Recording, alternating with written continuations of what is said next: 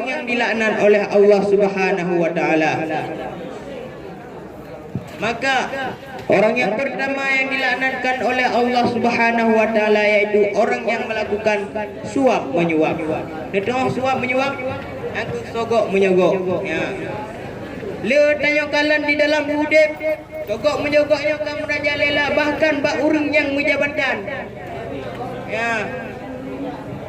Sogok menyogok merupakan perbuatan yang sangat gelarang oleh Allah Subhanahu wa taala. Bahkan dalam hadis Nabi juga, la'anallahu ar-rashi wal murtashi war ra'isal ladzi yamshi bainahuma. Hadis riwayat Bukhari.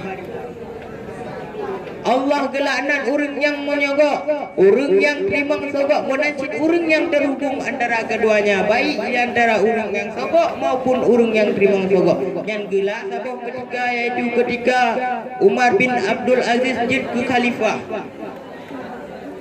sangat waspada tentang hal tersebut, yaitu hal sogok menyogok.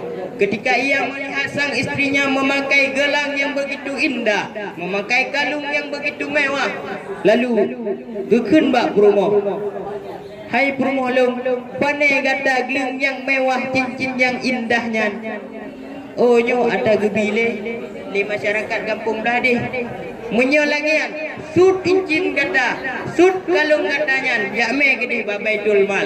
Karena timbul dalam pikiran Umar bin Abdul Aziz yang pastinya menyangkut dengan kedudukan dan jabatan gopnya, sehingga gesud cincinnya, gesud kalau taku geme gede babaitul mal, sedekah gede babaitul mal. Yang kedua, orang yang gelaknat oleh Allah yaitu orang-orang yang terkait dalam minuman keras.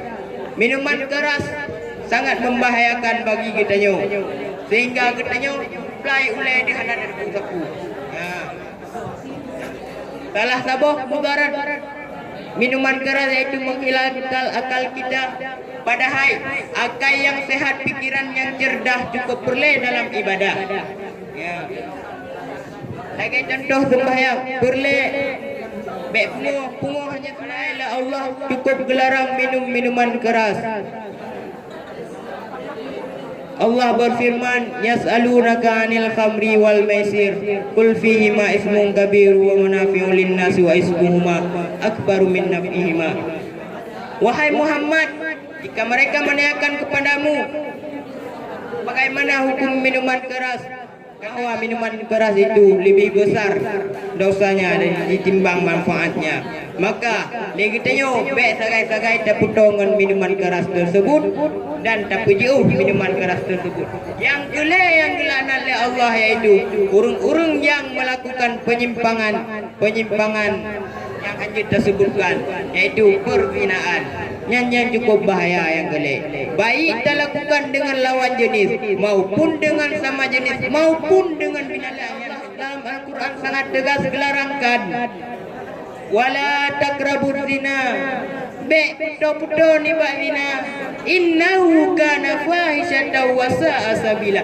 Karena nyangkut yang jahil akan dimegata kedai bak jalan yang hanagat.